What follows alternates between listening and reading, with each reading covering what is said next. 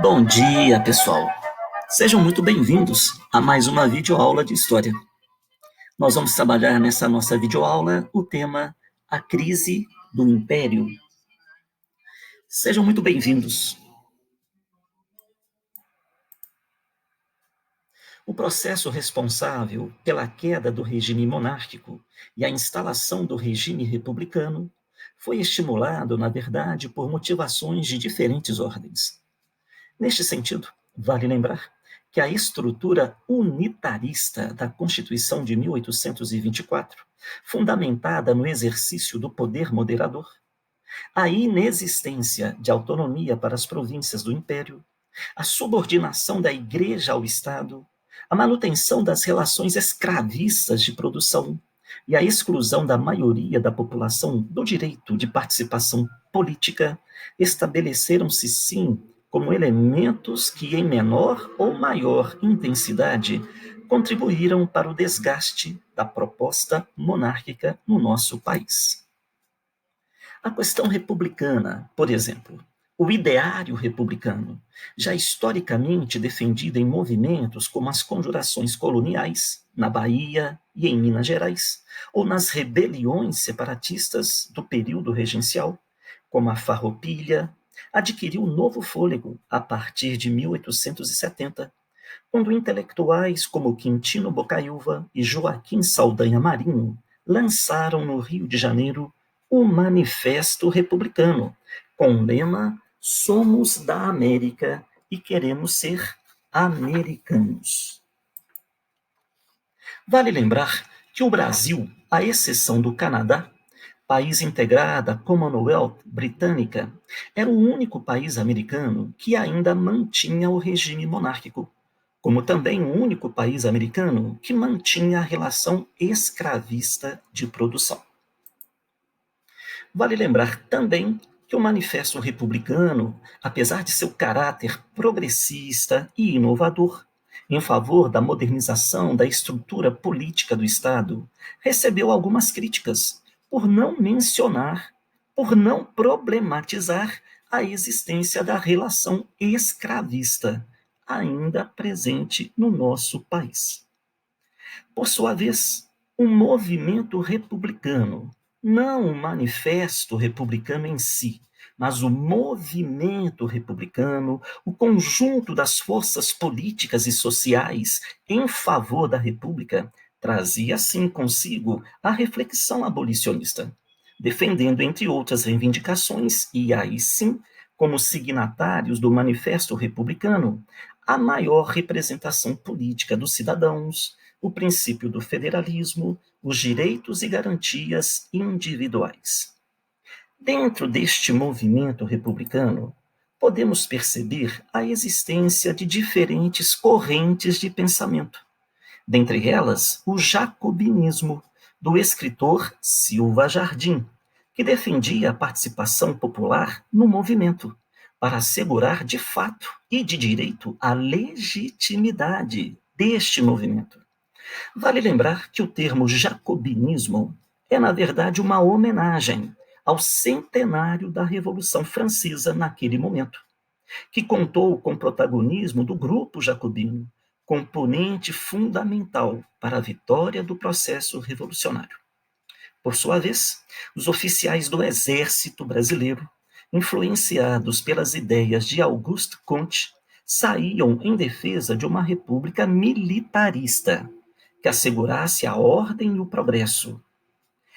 Ideias essas defendidas, por exemplo, pelo tenente-coronel da Academia Militar do Rio de Janeiro, Benjamin Constant. Por fim, os republicanos históricos, como Quintino Bocaiúva e Joaquim Saldanha Marinho, os redatores do Manifesto Republicano, que apesar da conduta progressista em favor da ruptura com o regime monárquico, não incluíam em seu propósito a participação efetiva das camadas populares, como os jacobinos. Nessa charge, nós temos Dom Pedro II colocando sobre a sua própria coroa o barrete frígio, que é o boné utilizado pelos jacobinos no processo da Revolução Francesa. um gorro emblemático, símbolo da participação popular no processo revolucionário francês. Do outro lado, um soldado da Guerra do Paraguai, ao regressar para o Brasil, vê no mastro o castigo imposto à sua mãe por ser escrava, a contradição, o conflito entre aqueles que regressaram da guerra libertados e os componentes da relação escravista ainda mantida no país. Uma referência ao Quintino Bocaiúva, a defesa do federalismo. O regime da federação, baseado, portanto, na independência recíproca das províncias, elevando-se à categoria de estados próprios, é aquele que adotamos no nosso programa, como sendo o único capaz de manter a comunhão da família brasileira. Por sua vez, nós vamos ter também um novo e estratégico aliado no processo da proclamação da República: a burguesia do Oeste Paulista. A partir da Convenção de Itu, quando ocorreu a fundação do PRP, Partido Republicano Paulista, em 1873, constituído basicamente pelos cafeicultores do Oeste Paulista, o movimento republicano adquiriu um aliado de peso. Ofuscados politicamente pelos barões do café, escravocratas do Vale do Paraíba, detentores de forte influência sobre a cúpula do poder monárquico, a burguesia cafeeira do Oeste Paulista sentia-se prejudicada pela estrutura centralista e burocrática do Império.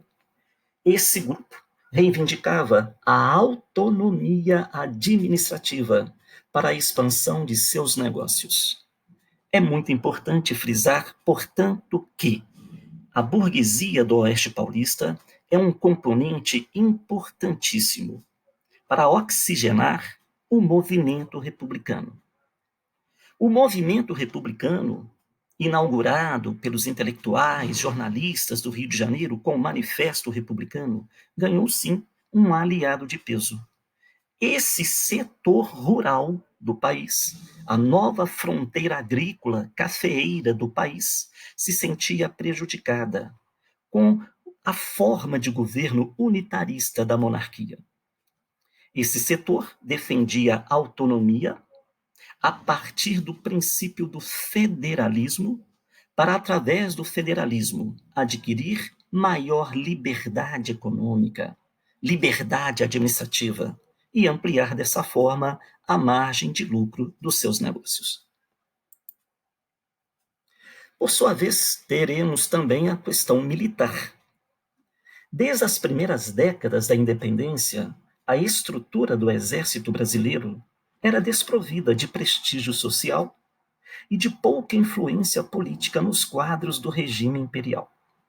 Profissionalmente mal valorizado e ofuscado pela importância atribuída para a Marinha Brasileira e seus respectivos oficiais, o Exército Nacional, nos primórdios de sua existência enquanto instituição, sentia-se politicamente preterido pelo governo de Dom Pedro II. A Guerra do Paraguai, no entanto, assegurará a importância estratégica para o Exército, enquanto instituição militar, devidamente reconhecida, importante, possibilitando o aumento de seus efetivos, bem como a modernização do seu armamento. A vitória militar contra as forças paraguaias e a participação dos oficiais do exército brasileiro ao lado de países republicanos, como a Argentina e Uruguai, na luta contra Solano Lopes, despertou a autoestima dos nossos oficiais e a simpatia pelo regime político adotado nos países vizinhos. Ao retornar do conflito, como uma força atuante organizada, os oficiais do exército passaram a reivindicar medidas que promovessem a valorização política e social da instituição. No campo ideológico, as reivindicações dos oficiais do exército foram alimentadas pela divulgação dos ideais positivistas, defendido pelo coronel Benjamin Constant. A doutrina positivista, criada pelo filósofo Auguste Comte, defendia, entre outros princípios, o desenvolvimento econômico e industrial das nações, a partir de uma organização social fundamentada na instituição da ordem. Colocando-se como porta-vozes da ordem e do progresso positivista, os oficiais do exército passaram a fazer críticas públicas à decadente monarquia agroexportadora brasileira. Essa postura crítica do exército em relação ao regime monárquico inaugurou o ciclo de prisões aos oficiais dessa instituição, provocando a difusão do ideal republicano de salvação nacional, defendido pelos militares no país. Por sua vez, a questão escravocrata também define uma referência importante para a justificativa monárquica. Com as suas atividades centradas na região do Vale do Paraíba, os barões do café, representando o setor tradicional da cafeicultura brasileira, eram contrários ao processo abolicionista no Brasil, uma vez que a produção de suas lavouras era ainda sustentada na força do trabalho escravo. No entanto, contrariamente aos interesses, a causa abolicionista, além da tradicional pressão do imperialismo britânico, passou a ser apoiada por grupos militares como os oficiais do exército, além dos setores civis como artistas, intelectuais, escritores e jornalistas. Podemos considerar o movimento abolicionista como, historicamente, o primeiro grande movimento político e social do país. Um movimento que agregou diferentes grupos sociais em defesa da liberdade dos cativos.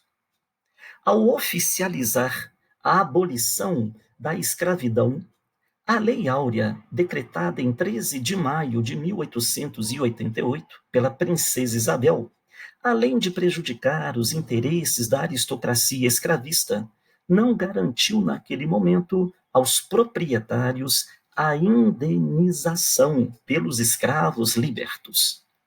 O processo de abolição, sem a devida indenização, retirou do regime monárquico brasileiro o seu último elo de sustentação, o seu último pilar político de apoio. Inconformados com a situação, os barões do café, que até então, até a decretação da Lei Áurea, apoiavam o governo do imperador Pedro II, a partir do 13 de maio, data da abolição, colocaram-se contra o regime monárquico, organizando-se no grupo político Republicanos do 13 de maio. Na charge, nós temos a princesa Isabel, que assinou a Lei Áurea, conversando com o primeiro-ministro, o barão de Cotegipe. Então, barão, ganhei ou não ganhei a parada? E a resposta do primeiro-ministro: ganhou a parada, mas perdeu o trono, numa referência à perda do principal sustentador do projeto monárquico nesse momento, os barões do café do Vale do Paraíba.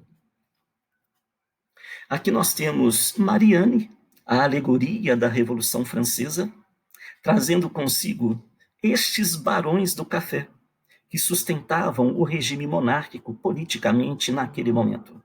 Barões do café do Vale do Paraíba, indignados com a Lei Áurea pela falta de indenização. Na bandeira que carregam está escrito abaixo a monarquia abolicionista. Viva a República com indenização. Por fim, a questão religiosa. A Igreja Católica no Brasil, pela Constituição de 1824, era subordinada à autoridade do Estado, que tinha o direito de dirigir a vida clerical no Brasil através do regime de padroado e do beneplácito, que conferia ao imperador o direito de aprovar ou não as medidas decretadas pelo Vaticano para o Brasil.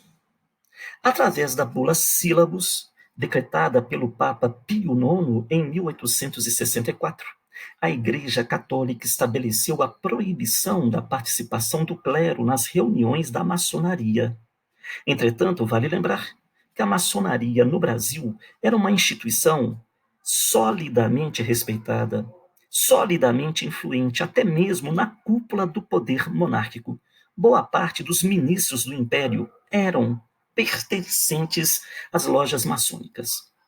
As boas relações entre a maçonaria e o governo imperial favoreceram a reprovação da bula Sílabus pelo imperador Pedro II.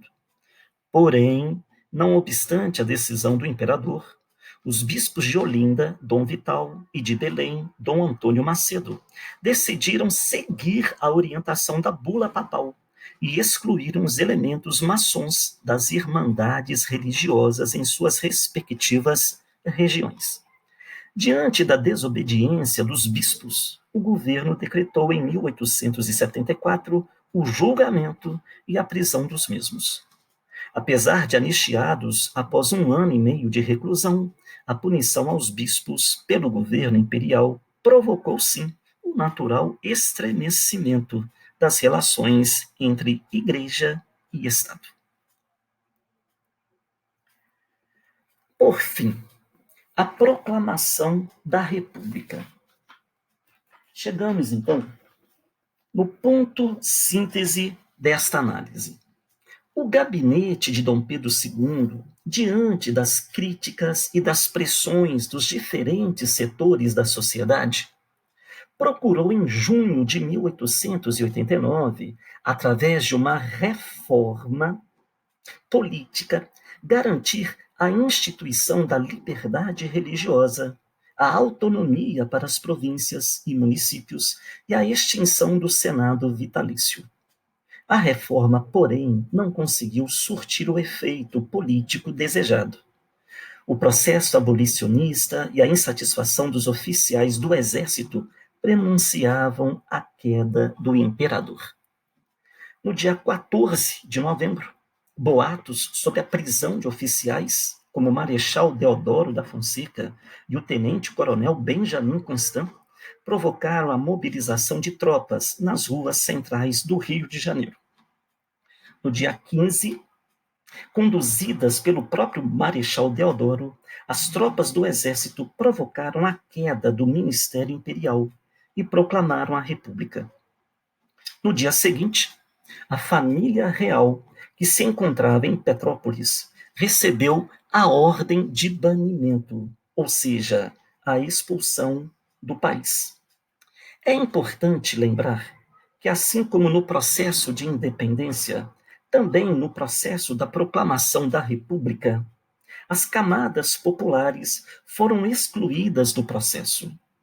As camadas populares que, bestificadas, testemunharam o movimento, restou a conformidade da expressão. Fomos dormir monarquia e acordamos república. Bom, pessoal, encerramos dessa forma a nossa revisão sobre a crise do Império. Muito obrigado pela atenção de vocês, um grande abraço e até a próxima.